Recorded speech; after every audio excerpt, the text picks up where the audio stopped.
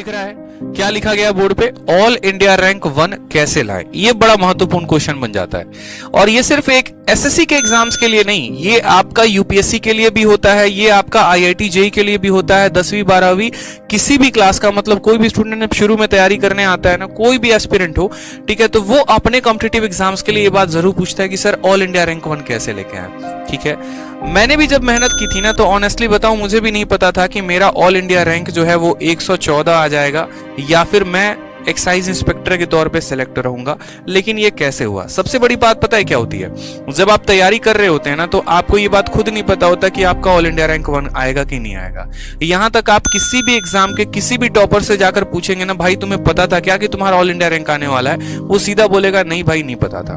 Reason मैं आपको बताता हूं, क्योंकि ये जो ऑल इंडिया रैंक 1 होता है ना, ये आपकी किस्मत पर होता है। आप बोलोगे सर इसका मतलब क्या घर पे बैठे रहे किस्मत के भरोसे रहे ऑल इंडिया रैंक 1 आ जाएगा? बिल्कुल भी नहीं।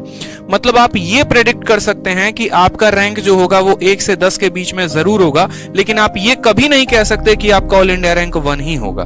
ठीक है, अब मैंने कई सारे टॉपर्स के इंटरव्यू देखे यूपीएससी में। जैसे मान लीजिए आपके टीना डाबी भी हो गई जो ऑल इंडिया रैंक 1 है, उनके पहले हीरा सिंघाल भी थी, ठीक है, और भी कई सारे टॉपर थे।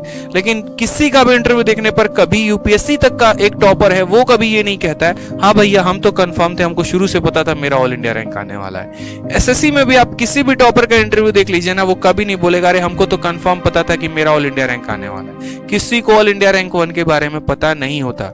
ये जो ऑल इंडिया रैंक 1 आता है ना, ये आपके एक तरीके से किस्मत के ऊपर होता है। हाँ, आप ये जरूर कर सकते हैं कि आप मेहनत ज्यादा करें। ठीक है, आप इतनी मेहनत कर दे कि आप सोचे कि हाँ भैया हमको तो सबसे आगे बढ़ना है, हमको सबसे आगे बढ़ना है, बहुत आगे जाना है, बहुत ऊपर जाना है, किसी को नहीं छोड़ना है। जितो अगर मानो कि किसी परीक्षा में 20 लाख कैंडिडेट भर रहे हैं, तो आप ये सोचिए कि 20 लाख लोगों में सबसे ज्यादा अगर किसी ने मेहनत की हो, सबसे ज्यादा अगर किसी का नॉलेज हो और सबसे अच्छा किसी का पेपर गया हो, तो वो आपका हो। तीसरा वाला पॉइंट ज्यादा इंपॉर्टेंट है। मेहनत हर कोई करता है, नॉलेज हर किसी के पास है, लेकिन हर किसी का पेपर अच्छा नहीं जाता। ठीक है, तो सबसे ज्यादा जो पेपर अच्छा गया हो ना, वो आपका गया हो, तो आप प्रेडिक्ट कर पाएंगे कि आपका 1 से 10 के बीच आ भी जाए, लेकिन ऑल इंडिया रैंक को आप कभी प्रेडिक्ट नहीं कर पाएंगे। मेरा खुद का भी था, मैं ऐसा सोचता था कि यार देखो सीजीएल का तो बहुत बड़ा गेम हो जाता है, इसमें तुम कुछ कह नहीं सकते, लेकिन हाँ सीएचएसएल में पक्का ऑल इंडिया रैंक 1 लेकर तो आ ही जाएंगे। मैं अपने दिल की बात बता रहा हूं, कोई फर्जीवाड़े वाली बात नहीं बता रहा। लेकिन यहां पर भी ऑल इंडिया रैंक 1 नहीं आया। सोचो क्या हमने कोई कसर छोड़ी? नहीं छोड़ी। मैथ में 50 में 50 हमारे थे, इंग्लिश में 50 में 50 हमारे थे, रीजनिंग में हमारे 50 में 50 थे, जीएस में हमारा 35 था, उसके अलावा हमारा डिस्क्रिप्टिव में 76 था, तब भी ऑल इंडिया रैंक 1 नहीं आया। सोचो इतना टफ कंपटीशन हो गया है कि इसके बाद भी ऑल इंडिया रैंक 114 आया। यानी मेरे से भी 113 लोग ज्यादा आगे थे जिनका स्कोर इससे भी और बेहतरीन था। तो कभी भी आप यहां पर अपने आप को एक्सपेक्ट ही नहीं कर सकते जनाब, ठीक है, कि आपको ऑल इंडिया रैंक आने वाला है।